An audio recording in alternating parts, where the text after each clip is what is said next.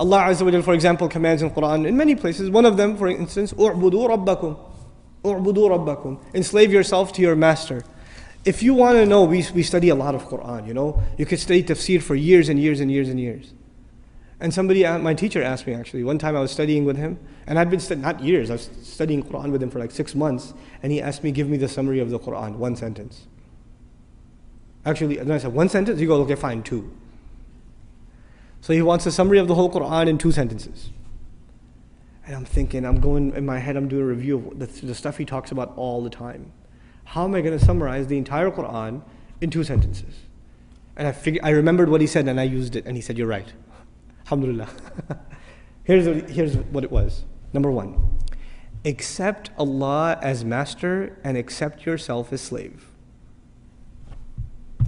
A lot of people accept Allah as master, but they still don't accept themselves as slave. Just accept it. Internalize that He is master, you are slave. Accept that. Number 1. And after you accept that, the second sentence, accept that this guidance is only beneficial to people who accept themselves as slaves. That's it. You say, Iyaka na'budu, you accept yourself as slave. Then what are you ready for? Ihdina sirat. Guidance. Slavery and guidance is the summary of the entire Quran. The Quran began with slavery, Iyaka na'budu. It begins with slavery, and at the end, again, he calls himself master, which alludes to us as what? If he's the master of the people are his slaves. Ends with slavery.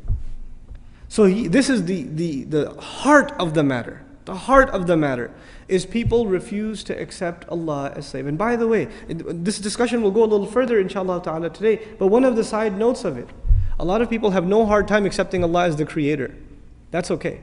That's not the hard part. Or accepting Allah as merciful, or as wise, or as powerful, or as one. All of that stuff's easy. Because you know, if you accept Allah as one, there may not be any implications on you. Allah is one, that's nice, I'm still going to do what I'm going to do. Allah is really merciful, great. I still have my life. But if you say Allah is master, then what does that make me? That makes me slave. And to put it in very simple terms, the difference between a free person and a slave person is very simple. It's not a complicated subject.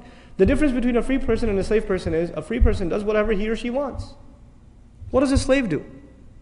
A slave cannot do what he or she wants. If a slave did what he or she wanted, then they would be considered free. The only thing that makes them a slave is they do what the master wants.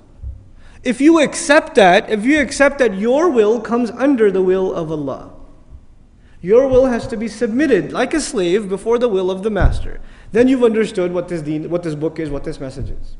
That's the summary of this message. It sounds very simple. I mean, it takes 5 minutes to explain, but internalizing that is a lifelong struggle. A lifelong struggle.